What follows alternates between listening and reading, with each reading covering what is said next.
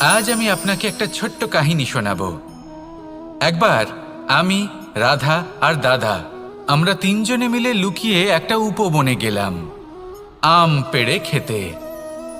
অনেক পরিশ্রম করে আমরা ওখানে পৌঁছলাম আর আমরা আশ্চর্যচকিত হয়ে গেলাম এটা দেখে যে এবার তো আম পাকেইনি।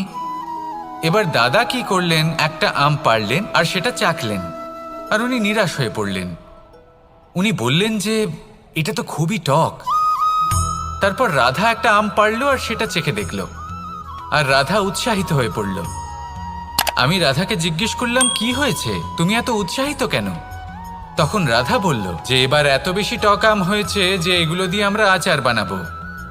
তাহলে দাদা ওখান থেকে বেরিয়ে গেলেন নিরাশ হয়ে এবং খালি হাতে।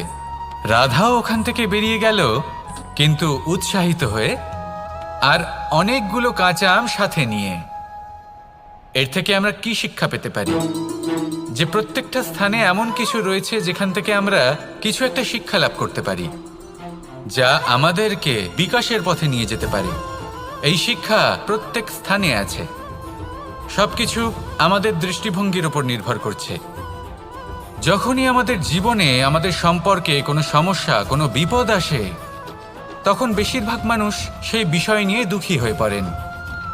আর কিছু মানুষ এমনও থাকেন যারা শেষ পর্যন্ত তার সমাধান করেন, বিপদকে পরাজিত করেন, সম্পর্কগুলিকে আবার জুড়ে দেন।